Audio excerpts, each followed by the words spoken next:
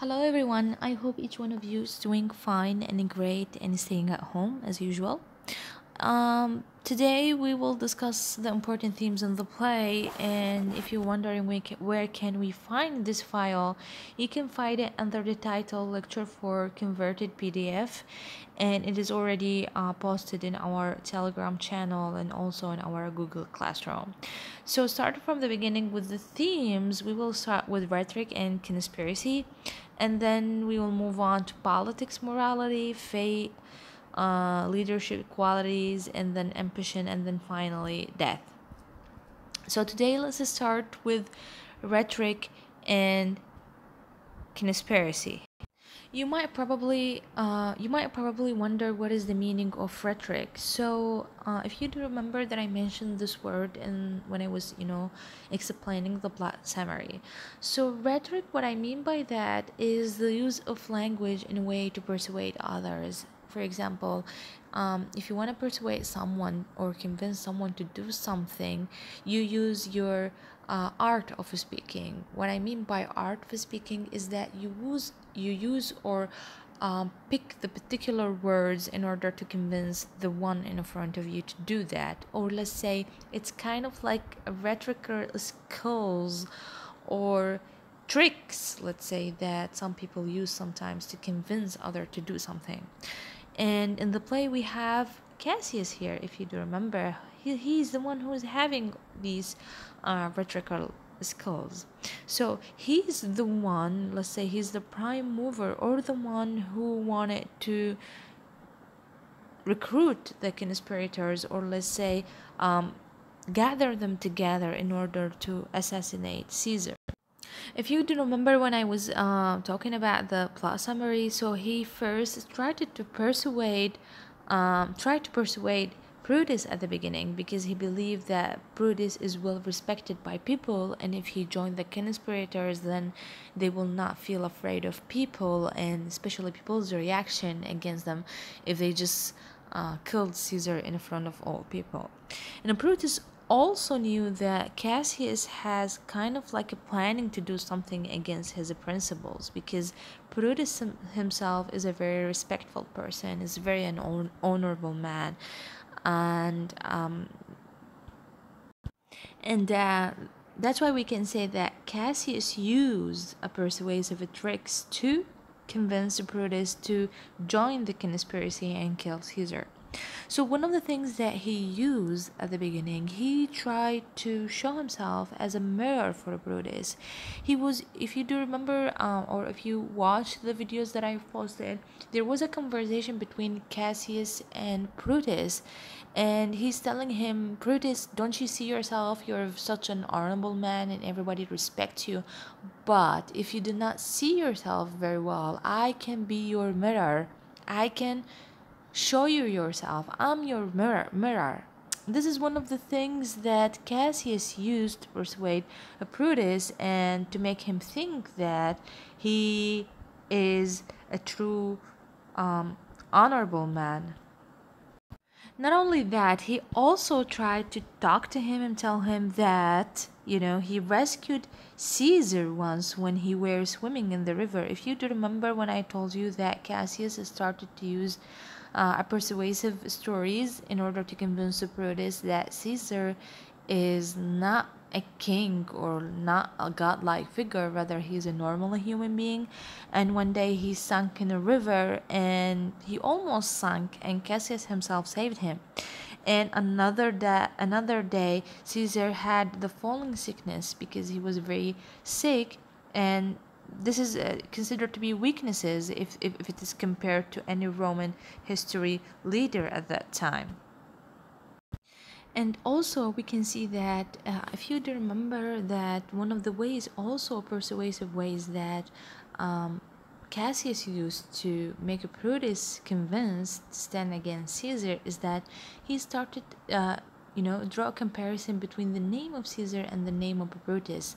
And he said that the name of Caesar and Brutus, both of them weigh the same, both of them look the same. Why Caesar should be a king and you're not, and we are not doing anything concerning this topic. And Brutus also started to think and tell him, give me some time to think, which means that Cassius' words were very powerful, that started to affect Brutus himself and move him. As Cassius, he said that he was very sure that he already moved some of the noblest minded Romans, which means he could have moved even those the noblemen, or even those the good people in the world can be deceived by this way of using persuasive language, or the art of speaking of persuasion. If we can see also that the whole conspiracy of killing Caesar relies on persuasion. How can we make sure of that?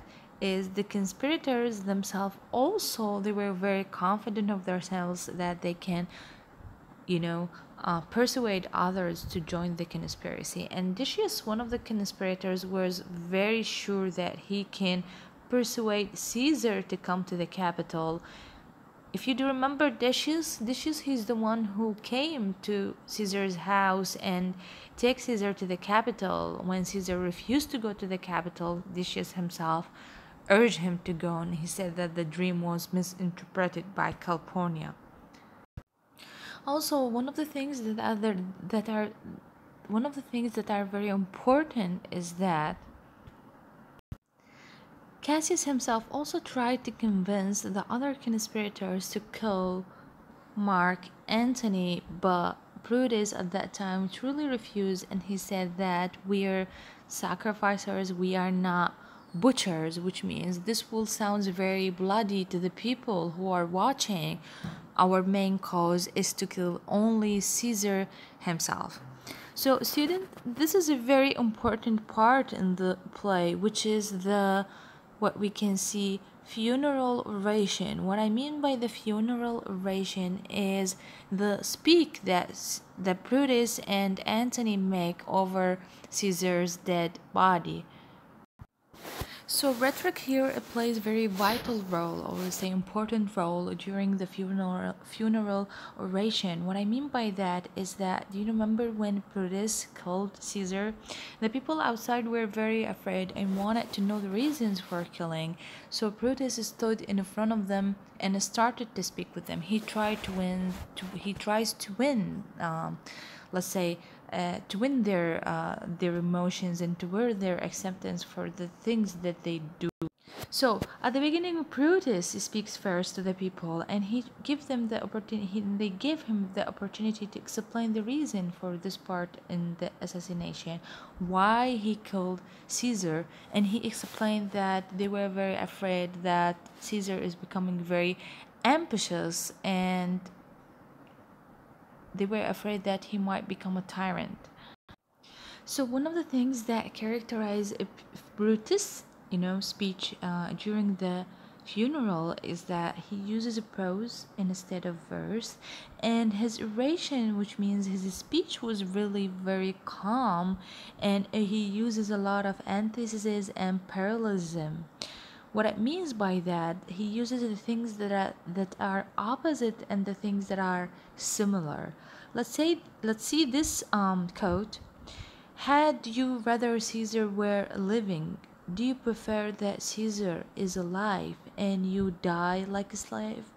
Or you prefer that Caesar is dead and you live like a free man? So this is what we call it parallelism and antithesis. And then what he said, his reasons for killing Caesar seems very clearly worked out, and he started to win the people emotions, and people started to believe in him. So let's say the crowd's response to Brutus was very positive, and one of the reasons is that he was very honest with them, because he didn't truly lie to them. He said that we were very afraid that Caesar himself is ambitious.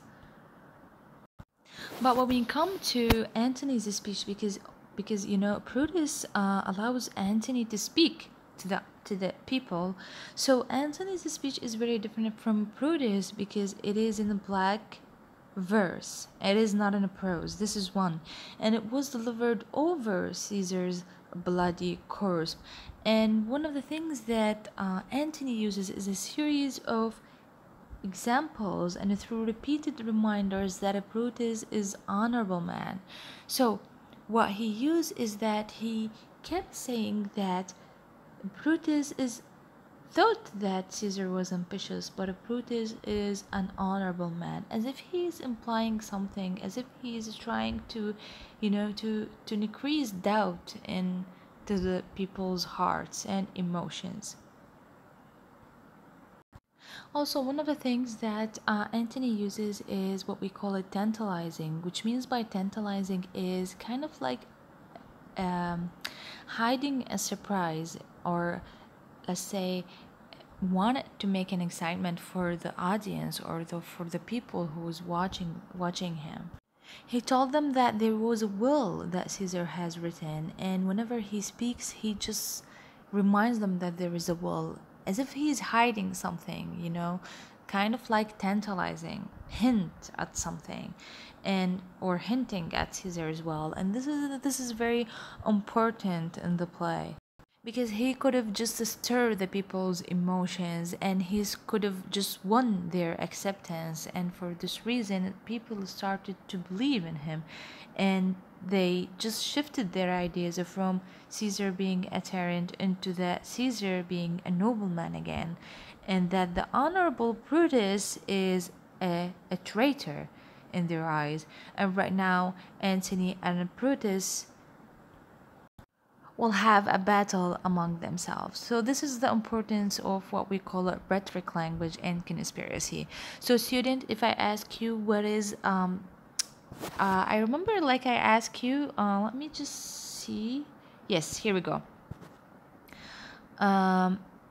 What role does rhetoric play in Act 3? So this question is very important. What role does rhetoric play in Act 3? If I give you this question, just you will answer me like rhetoric plays a very vital role in the play, because Cassius uses rhetoric, Brutus also uses rhetoric, and Antony himself uses rhetoric. Cassius uses rhetoric to convince the conspirators to join the conspiracy. Brutus himself uses rhetorics in order to win the people's acceptance, and to give to so as to get their support, let's say help, or let's say